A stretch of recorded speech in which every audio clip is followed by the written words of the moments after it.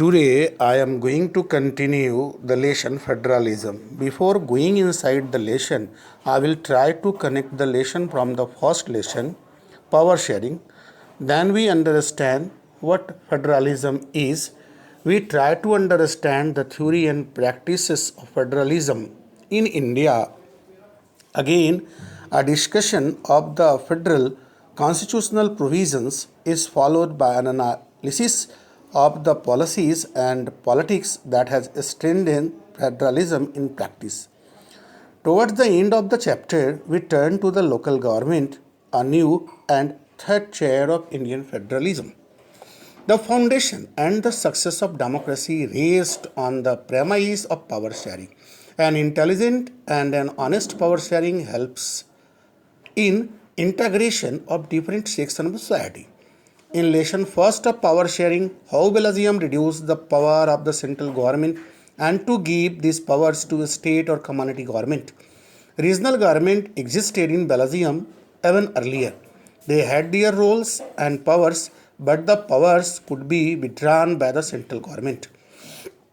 Through the Constitutional Amendment Act 1993, the regional government no longer dependent on the central government. Thus, Belgium shifted from a unitary to a federal form of government. Sri Lanka continues to be, for all practical purposes, a unitary system where the national government has all the powers. Tamil leaders want Sri Lanka to become a federal system. But Sinhala government rejected the proposal and very soon Sri Lanka faced civil war.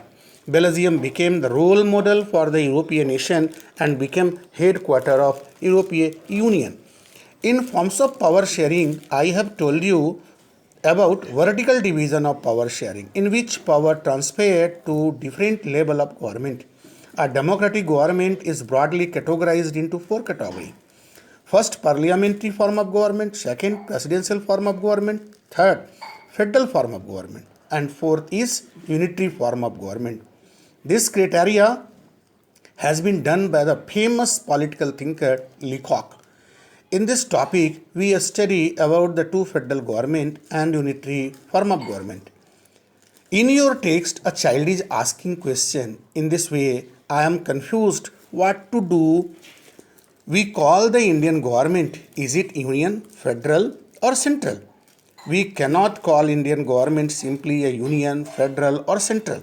In Article 1st of Indian Constitution, it is clearly stated that India, that is Bharat, shall be a union of states. With some federal principle, Indian government is called quasi-federal. It means Ardha Sanghiya Sarkar. Our government contains both the feature either federal or unitary. Our federation is based on Canadian model, not on the American model. First, we will try to understand the meaning of federalism.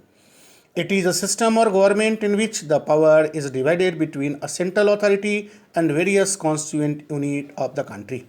Generally, a federation has two levels of government.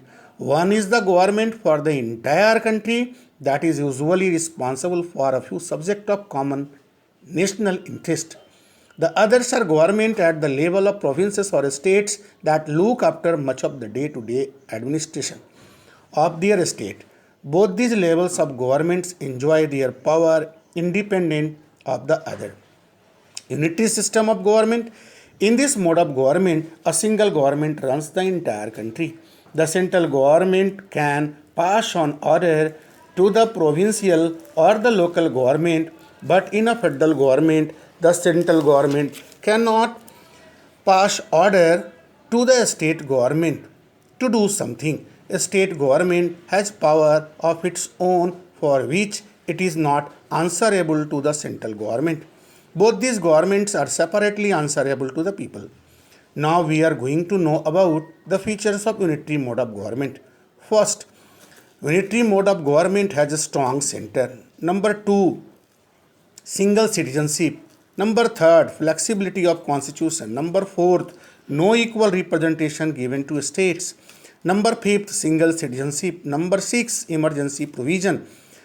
Number 7, integrated judiciary. Number 8, appointment of governor. All these features specify or indicates what a unitary government contain. Today, continue that adopted unitary mode of government are as follows. Most of the countries in the world adopted unitary mode of government like England, France, Japan, Saudi Arabia, Sri Lanka, China, etc. Here a map is depicted in the text. Though only 25 of the world's 192 countries have federal political system, their citizens make up 40% of the world's population. Most of the large countries of the world are federations. Can you notice an exception to rule in this map? China. In my next audio video clip, I will provide you information about features of federalism and kinds of federalism.